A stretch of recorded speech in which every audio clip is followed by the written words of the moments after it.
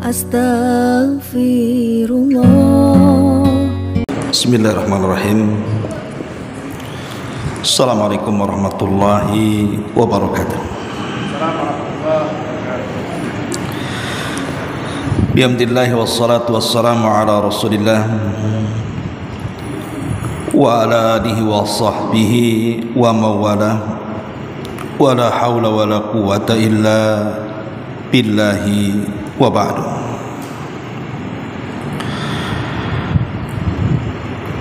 Alhamdulillah, segala puja dan puja hanya milik Allah subhanahu wa ta'ala.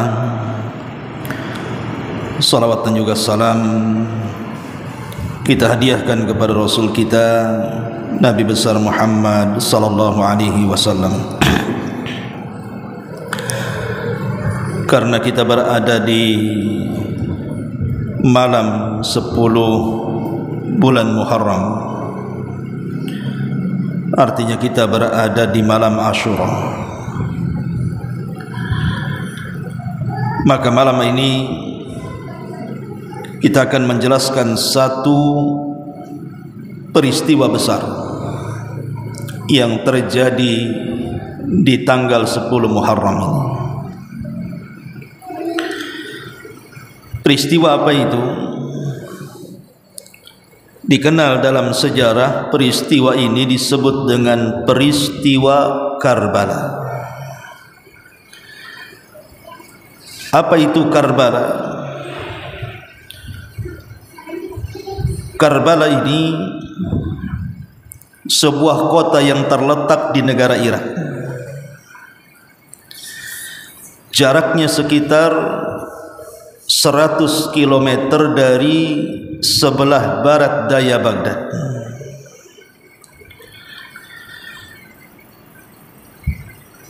Dan Karbala sendiri merupakan kota kegubernuran,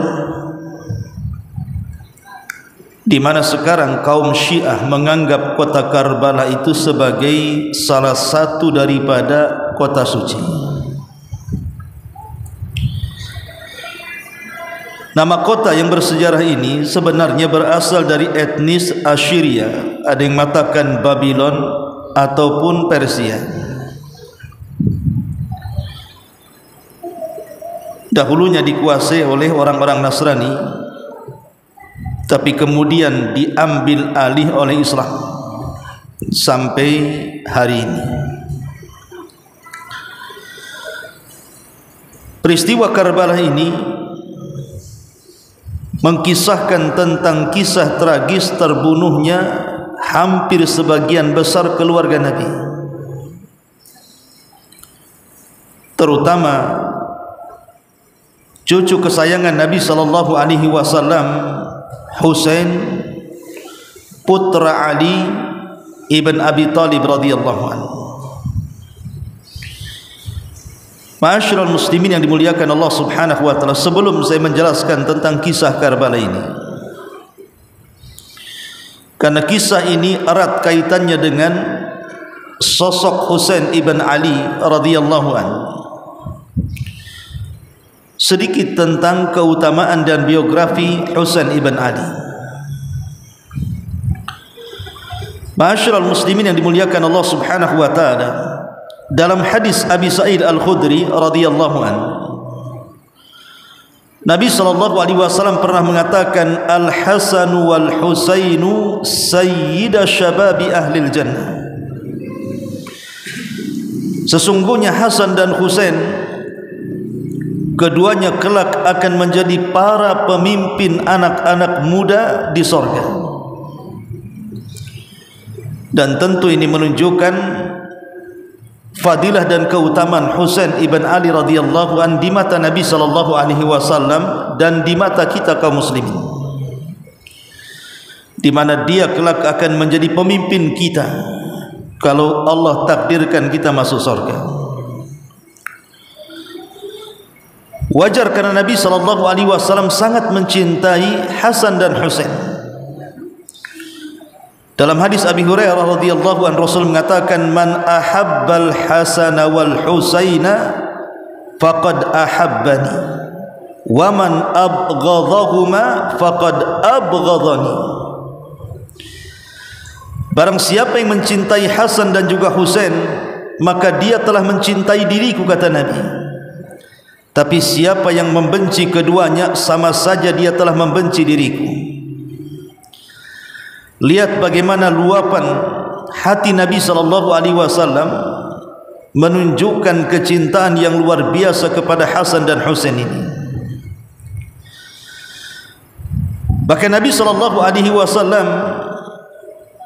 dalam hadis Abu Hurairah radhiyallahu anhu yang lainnya mengatakan dalam sebuah doanya, Allahumma ahibbahu wa uhibba man yuhibbu. Ya Allah, cintailah Husain, dan aku sangat mencintai orang yang mencintai Husain. Dari sini saja kita tahu bahwa Nabi SAW teramat sangat cinta dengan Husain. Wajar. Kenapa? Karena kita tahu bahwa Nabi SAW tidak punya anak laki-laki yang tumbuh sampai dewasa.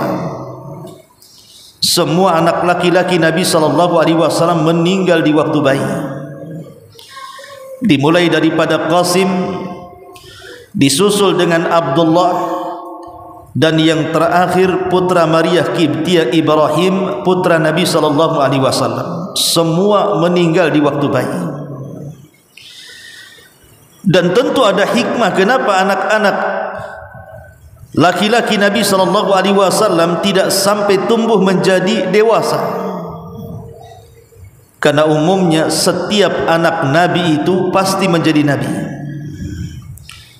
Seperti Nabi Dawud memiliki anak Sulaiman, akhirnya Nabi Sulaiman menjadi Nabi.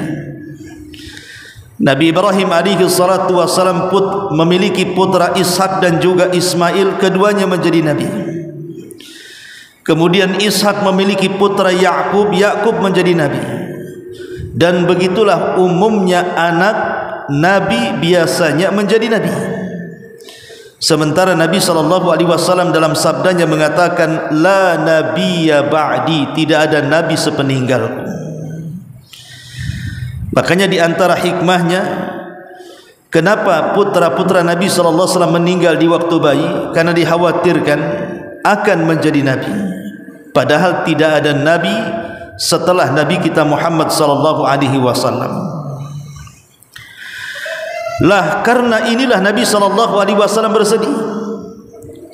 Makanya ketika salah satu putri beliau Fatimah melahirkan Hasan, Husain dan Muhsin, Nabi sangat senang. Walaupun Allah takdirkan Muhsin meninggal di waktu bayi, sehingga tersisa Hasan dan Husain yang tumbuh besar, menikah dan memiliki keturunan. Dan dari dua jalur inilah keturunan Nabi SAW sampai hari ini, bahkan sampai kiamat dibangkitkan. Ma'asyiral muslimin yang dimuliakan Allah Subhanahu wa taala, dari sinilah kenapa Nabi SAW sangat mencintai kedua cucunya ini. Sampai-sampai Nabi SAW menganggap keduanya adalah manusia yang sangat menyejukkan mata Nabi SAW. Raihanata, kedua anak yang sangat membuat Nabi SAW senang. Makanya ketika Hasan dan Husain masih kecil, terkadang Nabi SAW sedang berkhutbah, kemudian anak ini berlarian ke sana kemari. Tak jarang Nabi SAW kemudian turun dari mimbar, kemudian mengangkat keduanya, kemudian menggendong dan naik lagi ke atas mimbar, dan mengatakan di hadapan para sahabatnya, sesungguhnya Allah Subhanahu wa taala berfirman, innama amwalukum wa auladukum fitnah. Sesungguhnya harta kalian dan anak-anak kalian terkadang menjadi fitnah, termasuk aku juga terfitnah dengan kedua cucuku ini. Bahkan terkadang Nabi SAW salat, kemudian tatkala sujud, terkadang keduanya naik ke pundak Nabi SAW, dan Rasul tidak bangkit dari sujudnya sampai keduanya turun, karena khawatir menyakiti kedua cucunya. Saking cintanya Nabi SAW kedua cucunya ini. Ma'asyiral muslimin yang dimuliakan Allah Subhanahu wa taala, dalam hadis Jabir bin Abdullah radhiyallahu anhu, beliau mengatakan, "Man sarrahu an yanzura ila rajulin min ahli al-jannah, falyanzur ila al-Husain ibn Ali, fa inni sami'tu Rasulullah sallallahu alaihi wasallam yaqulu." Jabir bin Abdullah pernah mengatakan, barang siapa yang senang ingin memandang seseorang dari penduduk sorga, maka lihatlah Husain putra Ali, karena aku mendengar Nabi sallallahu alaihi wasallam mengatakan seperti itu.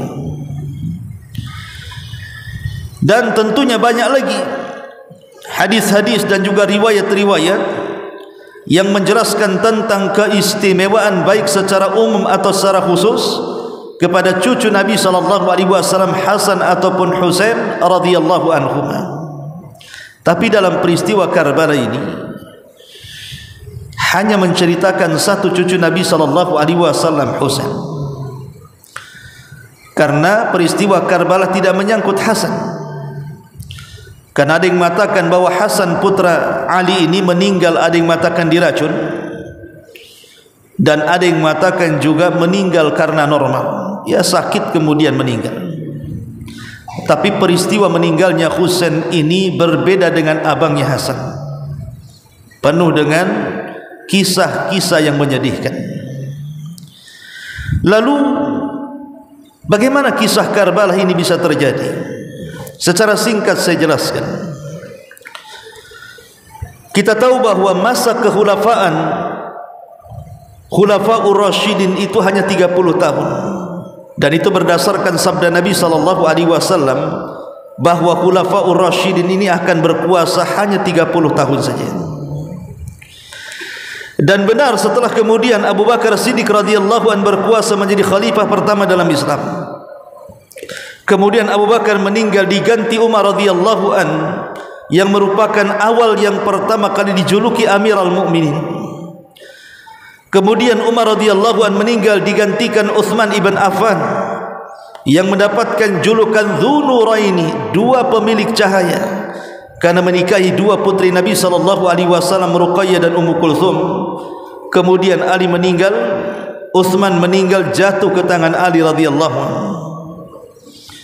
Ketika Ali radhiyallahu anhu meninggal, maka kekuasaan jatuh kepada putranya Hasan, tapi tidak lama, hanya 6 bulan saja untuk menggenapkan yang 30 tahun itu.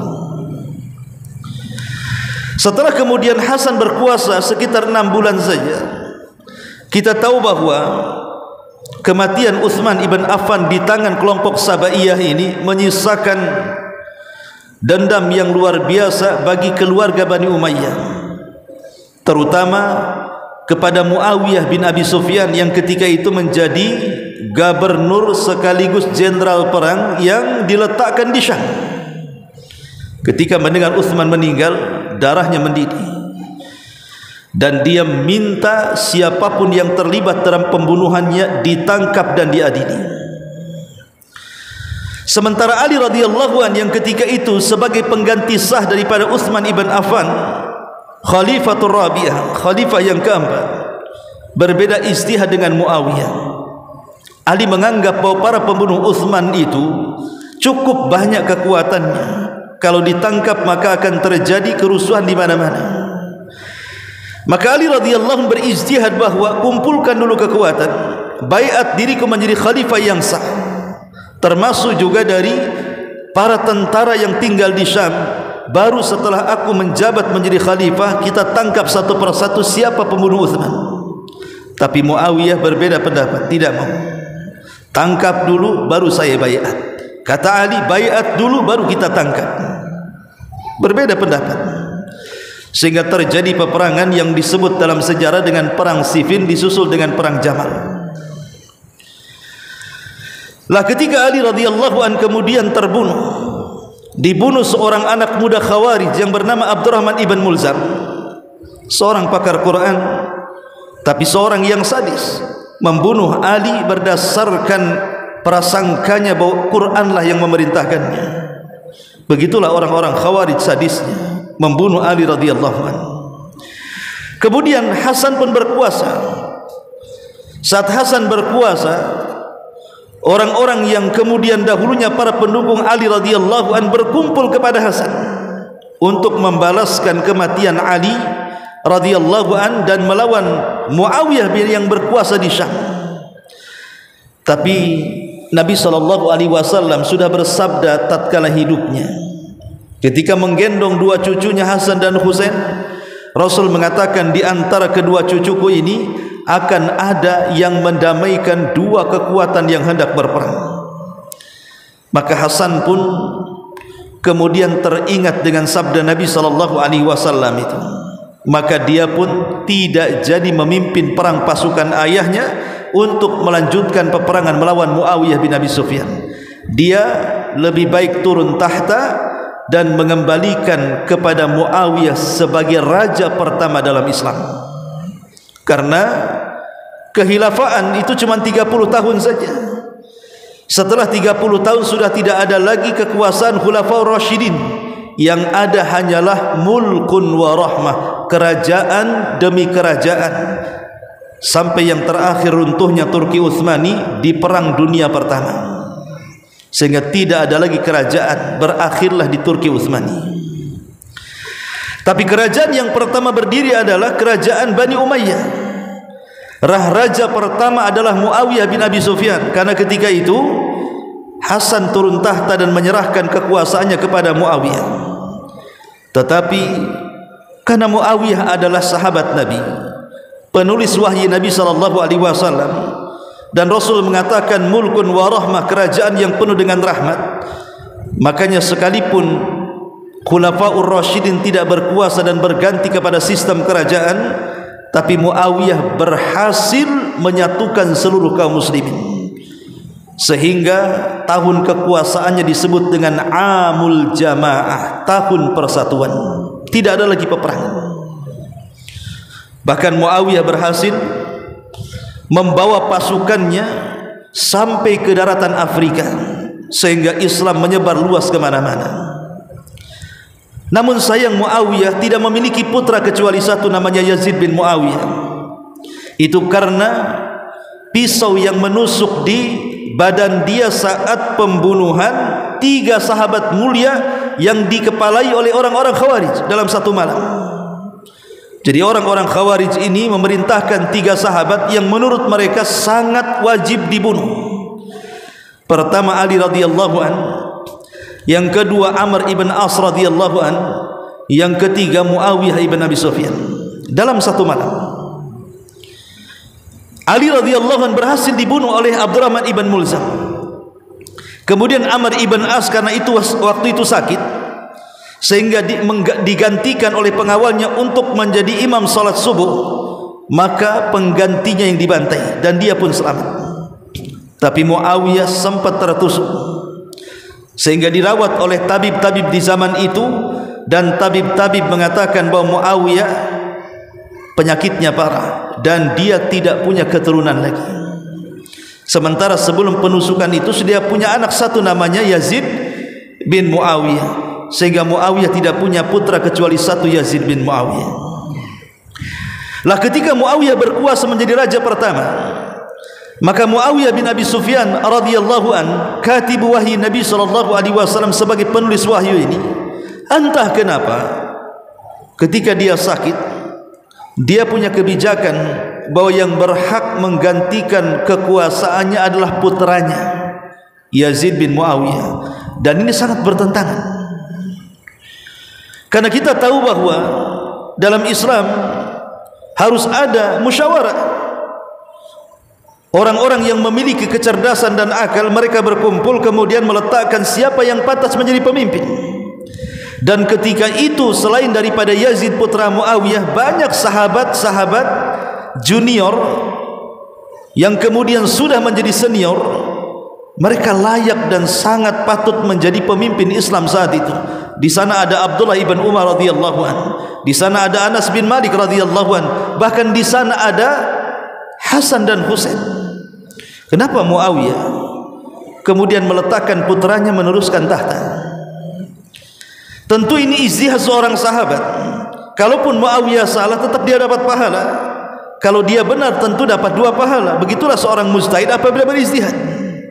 Entah kebijakan apa Muawiyah, yang jelas bahwa Muawiyah menurunkan tahtanya kepada Yazid bin Muawiyah. Masalahnya inilah yang membuat pergolakan di tengah-tengah kaum muslimin. Ada pro dan juga kontra. Ada yang setuju, ada yang tidak setuju. Lah orang-orang yang setuju justru orang-orang yang tinggal di Syam, khususnya orang-orang Irak Kufah. Sehingga orang-orang Irak Kufah ini menganggap bahwa ini tidak benar. Kenapa mesti Yazid? Sementara jauh dari ibu kota, karena ketika itu kan ibu kota ada di Syam, sudah tidak lagi berada di kota Madinah. Sejak Ali radhiyallahu anhu berkuasa, dipindah kemudian ibu kotanya ke Kufah. Lah di Mekah dan Madinah juga bergejolak. Banyak para sahabat yang kemudian tidak setuju dengan pembayatan Yazid bin Muawiyah. Lah salah satunya yang tidak setuju adalah Abdullah ibn Zubair, kemudian Talha ibn Ubaidillah, kemudian Husain putra Ali radhiyallahu anhu. Tidak setuju, tidak mau berbaiat sama sekali. Lah ketika orang-orang Kufah mendengar bahwa Husain putra Ali tidak mau berbaiat, maka mereka membuat kesepakatan. Bagaimana kalau seandainya kita angkat Husain saja menjadi penguasa kita, kita berontak, kita bunuh Yazid, kita ambil kekuasaan. Mulailah mereka menyurati Husain, dan surat menyurat di zaman itu bukan perkara mudah, perkara yang sangat sulit sekali. Tapi karena setiap hari surat datang ke tangan Husain, agar Husain bersedia datang ke Kufah dan orang Kufah siap membaiat untuk menumbangkan kekuasaan Yazid, entah kenapa Husain pun kemudian terpengaruh dengan surat-surat itu. Maka saat manusia sedang haji, dia pun malah berangkat ke Kufah. Banyak para sahabat ketika itu menasihati Husain. Bahkan sebagian mereka sudah memprediksi bahwa Husain tidak akan selamat, karena orang-orang tahu orang-orang Kufah ini mudah berkhianat. Sehingga kemudian sebagian para sahabat menyarankan, ya Husain, kalau engkau ingin berkuasa, kenapa tidak datang ke Yaman saja? Kenapa mesti ke Kufah? Bagus kau berangkat ke Yaman saja, karena Yaman itu para pendukung ayahmu Ali. Kalau engkau ingin berkuasa, pasti kau akan menjadi raja di sana. Tapi entah kenapa Husain menolak. Justru dia membawa seluruh keluarganya untuk datang ke Kufah. Walaupun sebelumnya tentunya Husain ingin memastikan apakah surat-surat dari Kufah itu benar adanya, maka dia mengirim utusan. Mengirim utusan Muslim ibn Uqail namanya, disuruh untuk memeriksa apakah surat itu benar. Ketika sampai di Kufah, memang betul surat itu dilayangkan oleh orang-orang Kufah. Tapi Yazid ini juga cerdas. Dia kemudian memerintahkan gubernur Basrah untuk menyelidiki kedatangan Husain ke Kufah. Ditunjuklah orang namanya Ubaidillah ibn Ziyad, gubernur Basrah ini, untuk memimpin penyelidikan. Rupanya betul orang-orang Kufah hendak memberontak.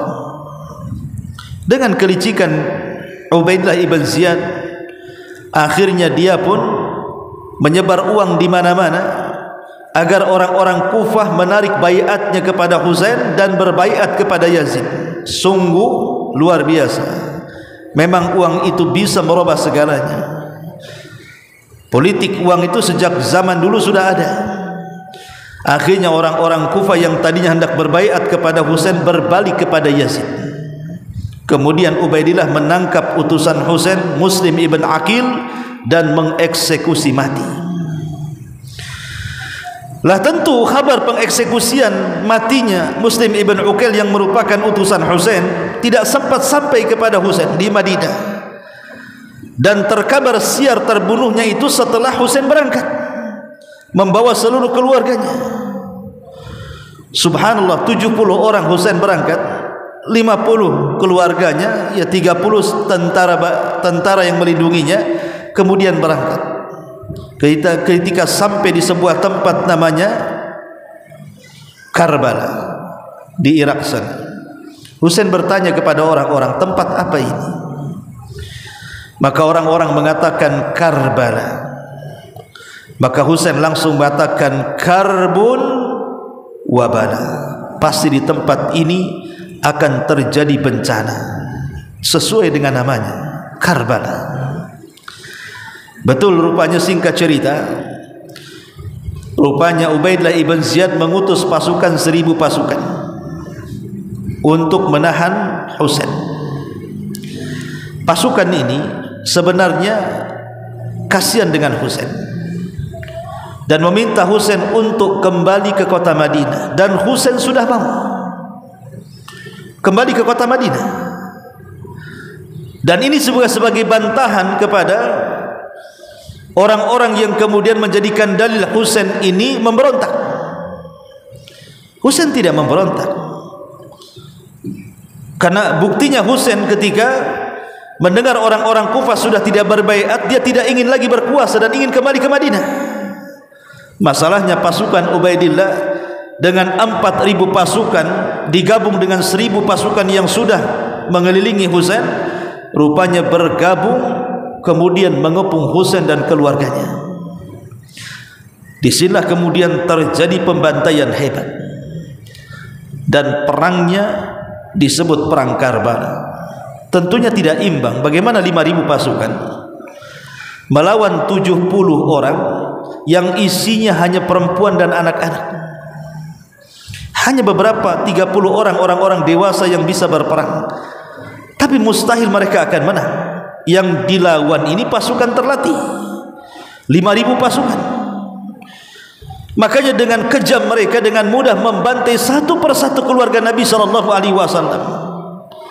Sampai-sampai banyak kemudian keluarga Nabi SAW meninggal dunia. Di antaranya adalah Abbas putra Ali, meninggal di Karbala. Kemudian juga Abdullah putra Ali meninggal di Karbala. Kemudian Utsman putra Ali meninggal di Karbala. Kemudian Ja'far putra Ali meninggal di Karbala. Kemudian Abu Bakar putra Ali juga meninggal di Karbala. Kemudian Ibrahim putra Ali, Qasim putra Ali, Umar putra Ali, Muhammad al-Asghar putra Ali, Abdullah al-Asghar putra Ali, semua meninggal di Karbala. Bayangkan, anak turunan Ali radhiyallahu an meninggal di Karbala, dibantai oleh pasukan Ubaidillah ibn Ziyad ini. Belum lagi kemudian putra-putra Hasan. Di sana ada Qasim putra Hasan meninggal di Karbala. Kemudian Abu Bakar ibn Hasan juga meninggal di Karbala. Abdullah putra Hasan juga meninggal di Karbala. Bahkan 3 anak beliau Hasan semua meninggal di Karbala. Bahkan putra-putra Husain juga sama meninggal di Karbala. Di sana ada Ali al-Akbar, di sana ada Abdullah ar-Radhi', di sana ada putra-putra Ja'far ibn Abi Talib, Aun ibn Abdullah ibn Ja'far, Muhammad ibn Abdullah ibn Ja'far. Kemudian juga anak-anak Uqail putra Abi Talib, Ja'far ibn Uqail, Abdurrahman ibn Uqail, Abdullah ibn Akbar, dan banyak sekali, hampir 70 orang mereka mati syahid dibantai oleh Ubaidillah ibn Ziyad di satu tempat namanya Karbala. Termasuk juga Husain yang menjadi tokoh utama dalam peperangan ini. Tubuhnya dilepaskan dari kepalanya, sehingga kepalanya dibuat mainan. Sampai-sampai disebutkan dalam riwayat Bukhari Muslim tentang kisah kepalanya Husain ini, di mana Al-Imam Al-Bukhari meriwayatkan dari Muhammad ibn Husain ibn Ibrahim, dia mengatakan, menceritakan kepadaku Husain ibn Muhammad menceritakan kepada kami Jarir ibn Muhammad dari Anas ibn Malik radhiyallahu anhu.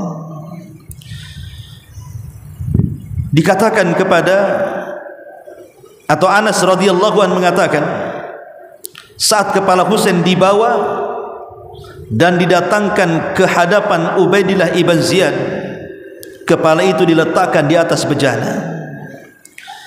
Lalu Ubaidillah ibn Ziyad menusuk-nusuk kepala atau mata daripada Husain ibn Ali di hadapan Anas ibn Malik radhiyallahu anhu. Seraya berkata, sedikit memuji ketampanan Husain dan mengatakan, engkau ini sebenarnya tampan wahai Husain, sambil mengolok-olok. Maka Anas ibn Malik radhiyallahu anhu mengatakan, di antara ahli bait, Husain adalah orang yang paling mirip dengan Nabi sallallahu alaihi wasallam. Kenapa engkau menusuk-nusuk dengan tongkatmu? Saat itu Husain yang kepalanya diletakkan di atas bejana, maka Anas pun tertunduk, kemudian memulai menyisir rambut dengan wasmah, ya, tumbuhan sejenis pacar yang condong ke warna hitam. Kemudian dia pun menangis dan seolah-olah merasa bersalah. Kenapa cucu Nabi SAW setragis itu dibantai, dipisahkan antara kepala dan badan? Sampai hari ini menjadi khilaf para ulama, di mana kuburan kepala Nabi, karena hanya kepalanya yang dikubur, tidak tahu jasadnya di mana. Sehingga ada yang mengatakan bahwa kepalanya Husain itu dikubur di Mesir, ada yang mengatakan kepalanya Husain dikubur di Kufah, di Syam sana. Ada juga yang mengatakan bahwa kepalanya Husain dibawa di kota Madinah, kemudian dikubur di Madinah. Dan ini salah satu pendapat daripada Syekhul Islam Ibn Taimiyah rahimahullahu taala, mengatakan bahwa kepala Husain dikubur di kota Madinah. Wallahu a'lam mana satu yang benar. Tapi yang jelas bahwa kematian Husain ini bertepatan dengan tanggal 10 bulan Muharram, atau dikenal dengan hari Asyura. Anehnya, para penyebab kematian Husain, maksudnya orang-orang Kufah, saat pembantaian Husain mereka diam saja, padahal mereka yang mengundang Husain untuk datang kepada mereka. Begitulah para pengkhianat, para pembunuh Husain ini. Setelah mereka mendapatkan harta bagian daripada pemerintah untuk membelot daripada Husain, mereka pun membiarkan Husain dan keluarga Nabi SAW terbantai di Karbala. Walaupun setelah itu, setelah zaman berlalu, mereka pun bertobat. Kemudian mereka membentuk pasukan yang disebut dengan pasukan Tawabin, orang-orang yang bertobat, yang kemudian mereka membantai semuanya para pembunuh Husain di zaman itu. Semua dibantai, termasuk Ubaidillah ibn Ziyad yang mendalangi pembunuhan Husain, tidak lepas dari pasukan ini. Sampai akhirnya kemudian pasukan ini menjadi cikal bakal melembaganya sebuah sekte dalam Islam yang disebut dengan Syiah, yang akhirnya setiap tanggal 10 Muharram mereka mengadakan acara yang disebut dengan Karbala, memukul-mukul badan-badan mereka, kepala-kepala mereka dengan besi, dengan pedang, dengan pisau, dengan rantai, supaya mengeluarkan darah, sambil berteriak-teriak memanggil-manggil Husain, seolah-olah mereka merayakan hari berkabung dan meninggalnya Husain, dan mereka menganggap penderitaan mereka belum seberapa dengan penderitaan Husain di Karbala. Mereka ingin menebus dosa dengan cara melakukan seperti itu. Padahal acara seperti ini sangat dilarang dalam Islam. Bukankah Nabi SAW mengatakan, laisa minna man darabal hudud wa syaqqal juyub wa da'a bid'wal jahiliyah. Bukan termasuk umat kami, kata Rasul, kalau ada orang yang meninggal kemudian dia berkabung dengan cara memukul-mukul pipi, merobek-robek pakaian, atau berteriak-teriak ala jahiliyah. Lihat orang-orang yang merayakan Karbala dengan memukul-mukul badan mereka, bahkan anak bayi yang masih kecil diketuk kepalanya biar keluar darah. Kemudian mereka menangis dan memanggil-manggil Husain, dan mereka menganggap bahwa penderitaan mereka tidak seberapa, mereka ingin menebus dosa. Ini acara apa? Harusnya kita mendoakan Husain, karena Husain juga terbunuh dan dinyatakan mati syahid, dan dia sudah disabdakan, dipastikan masuk surga dan akan menjadi para pemimpin anak-anak muda di surga. Lalu apa yang ditebus dosanya? Dia sudah dijamin masuk surga dan dipastikan masuk surga dan akan menjadi pemimpin di surga. Ma'asyiral muslimin yang dimuliakan Allah Subhanahu wa taala, maka peristiwa Karbala ini tentu sangat menyesakkan dada, karena tidak ada yang tersisa dari keluarga Rasul kecuali hanya 3 orang, 1 putra Husain dan 2 putra Hasan. Adapun putra Husain yang selamat dari peristiwa Karbala adalah Ali bin Husain bin Ali bin Abi Thalib, atau dikenal dengan Zainul Abidin, orang yang dikenal paling ikhlas dalam beramal. Sampai disebutkan dalam biografinya Zainul Abidin ini, dia orang kaya tapi tidak tampak sedekahnya, sehingga orang-orang kemudian menganggap Zainul Abidin ini orang pelit. Tapi orang-orang tidak tahu bahwa Zainul Abidin, Ali putra Husain putra Ali bin Abi Thalib, satu-satunya putra Husain yang selamat di Karbala ini, diam-diam setiap sepertiga malam dia membawa gandum. Tidak ada yang tahu. Setiap malam 70 rumah fakir miskin diletakkan di pintu mereka 1 karung gandum setiap malam, sehingga orang-orang miskin sudah tidak kelaparan lagi. Tapi masalahnya saat Husain ibn Ali atau Zainul Abidin meninggal dunia, gandum-gandum itu sudah tidak ada lagi, hilang di depan pintu-pintu fuqara wal masakin. Baru sadar siapa yang mereka tuduh. Rupanya dia pula yang paling dermawan yang menyediakan makanan para fuqara wal masakin kota Madinah. Ma'asyiral muslimin yang dimuliakan Allah Azza wa Jalla, maka intinya bahwa peristiwa Karbala ini terjadi di bulan Muharram, bulan Ashura. Tetapi acara yang dilakukan sebagian orang-orang Syiah merayakan hari Ashura dengan cara membuat ulang tahun berkabung kesedihan, maka itu tidak ada dalam Islam. Tetapi anehnya di waktu yang sama ketika Husain meninggal dunia, lawan politiknya Bani Umayyah, mereka bersenang-senang. Ada kelompok pecahan daripada Khawarij namanya Nawasib, yang sangat membenci Husain putra Ali, sangat senang dengan terbunuhnya Husain. Mereka pun membuat acara pesta pora makan-makan setiap tanggal 10 Muharram.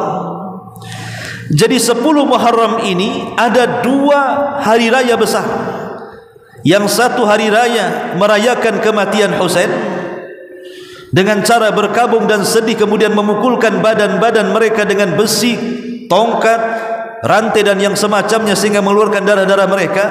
Di hari yang sama ada juga acara makan-makan, senang-senang, pesta pora karena terbunuhnya Husain. Dan 2 peristiwa ini berlangsung sampai hari ini. Ada orang yang merayakan setiap tanggal 10 Muharram dengan kesedihan, ada orang yang merayakan 10 Muharram dengan senang hati, makan-makan dan begitu seterusnya. Dan dua-duanya tidak dibenarkan dalam Islam. Karena saya dengar dulu masih kecil, kalau hari Syura ataupun tanggal 10 Muharram itu biasanya dibuat pesta makan-makan. Entah buat bubur syura gitu, atau dalam bentuk makanan apa gitu kan. Ini sebenarnya kalau kita usut ceritanya, ini dilakukan orang-orang Nawasib yang mereka senang dengan kematian Husain. Tapi di sisi lain ada orang-orang yang berkabung seperti yang dilakukan orang-orang Syiah. Lah ahli sunnah tengah-tengah, tidak seperti orang-orang Syiah. Dan kita juga berkabung dengan kematian Husain, dan kita sedih, bahkan kita kehilangan Husain dan kita katakan dia syahid. Tapi merayakan tidak seperti itu. Sebagaimana juga kita tidak bahagia dengan kematian Husain dengan cara makan-makan. Lalu apa amalan di tanggal 10 Muharram yang disyariatkan dalam Islam? Tidak lain dan bukan, di sini ada satu ibadah yang sangat dianjurkan diamalkan di bulan Muharram, tepat pada tanggal 10 Muharram, berpuasa yang disebut dengan Ashura. Karena ini malam Ashura, berarti besok kita sahur dan kita bisa berpuasa di tanggal 10. Adapun pahalanya sudah jelas. Nabi SAW mengatakan yukaffiru sanatal madhiyah, bisa menggugurkan dosa setahun ke belakang.